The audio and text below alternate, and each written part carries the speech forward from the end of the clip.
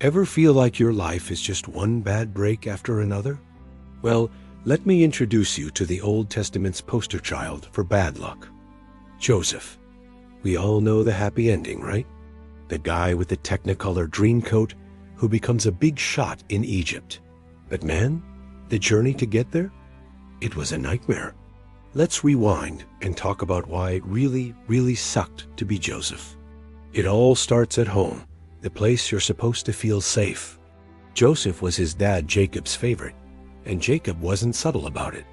While his 11 brothers got, I don't know, a pat on the back, Joseph got a fabulous, custom-made, multicolored coat. Imagine showing up to a family gathering where one sibling gets a new car and everyone else gets a keychain. That's basically what happened. This coat was a walking, talking billboard that screamed, "Dad loves me more." Naturally, his brothers hated him for it. Sibling rivalry is one thing, but this was next-level jealousy. And Joseph, bless his heart, didn't exactly help his case. He starts having these dreams. Not just weird dreams about showing up to school without pants, but dreams where his entire family, including his parents, are bowing down to him. And what does he do? He tells them, all of them, in vivid detail. "Hey guys, guess what? I had a dream where your sheaves of wheat bowed to my sheaf, and another one where the sun, moon, and 11 stars were all bowing down to me." Isn't that wild? Spoiler alert, they did not think it was wild. They thought he was an arrogant little brat. So now, his brothers don't just dislike him, they despise him. This simmering hatred finally boils over. One day, Jacob sends Joseph to check on his brothers, who are out tending the flocks. They see him coming from a distance, probably spotting that ridiculous coat a mile away. And their first thought isn't, "Oh, here comes our little brother." It's, "Here comes the dreamer. Let's kill him." Seriously, that was plan A. Let's murder our 17-year-old brother and toss him in a pit. Thankfully, the oldest brother, Reuben, has a sliver of a conscience and talks them down.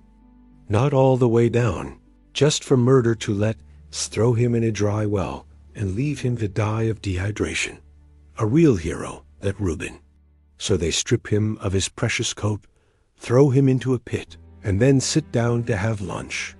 Cold, blooded. While they're munching away, a caravan of traders heading to Egypt happens to pass by. And Judah, another brother, has a brilliant idea. Why kill him for free when we can sell him? The vote passes unanimously. They pull Joseph out of the pit and sell him for 20 pieces of silver. To his own family, he was worth less than a used chariot.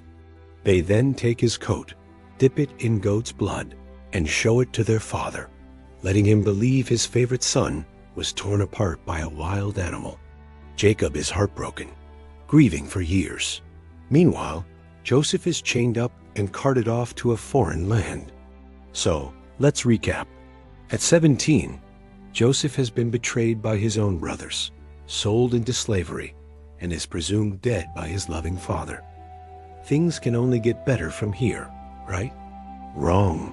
He ends up in Egypt, sold to a guy named Potiphar, who's the captain of Pharaoh's guard. A pretty important dude.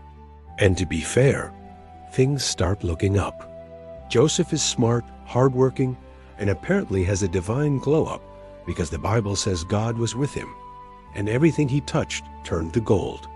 Potiphar is so impressed that he puts Joseph in charge of his entire household. He's basically the CEO of Potiphar Inc. He has authority, he has respect, and he's probably eating way better than he was in that pit. But then comes Potiphar's wife. She takes a liking to our handsome, capable Joseph. A very strong liking. Every single day, she tries to seduce him. And Joseph, being the stand-up guy he is, refuses. He's like, "Look, your husband trusts me with everything. I can't betray him like that. It's wrong.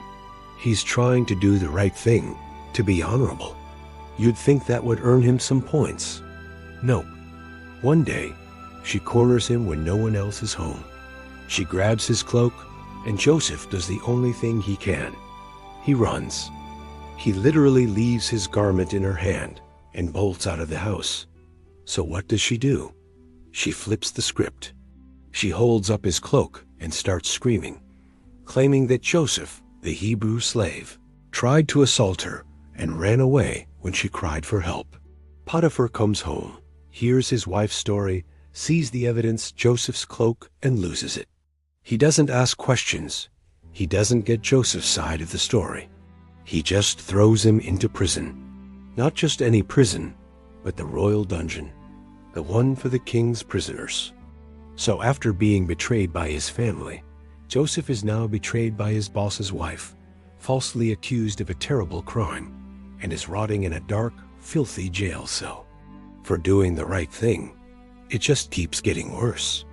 But even in the slammer, Joseph's management skills shine. The warden sees how capable he is, and, just like Potiphar, puts him in charge of all the other prisoners. He's basically running the prison from the inside. It's here that he meets two new inmates, Pharaoh's chief cupbearer and chief baker. They both have troubling dreams on the same night and wake up totally freaked out. Joseph, ever the dream interpreter, steps in. He tells the cupbearer his dream means he'll be restored to his position in 3 days. Great news. Then he turns to the baker. Yeah, your dream means in 3 days, Pharaoh will have you executed.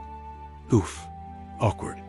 Joseph's only request to the cupbearer is, when you get out, please remember me. Put in a good word with Pharaoh and get me out of this place. I was kidnapped, and I've done nothing to deserve being in here. And what happens?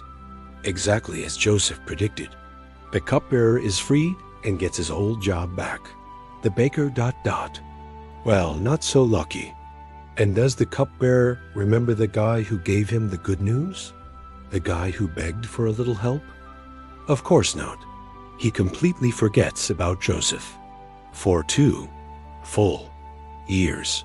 Can you imagine that? 2 more years in prison, holding on to that one tiny sliver of hope, that one person who promised to help. Every day you wake up thinking, maybe today's the day he remembers. And every day, nothing. The silence is deafening. The despair must have been overwhelming.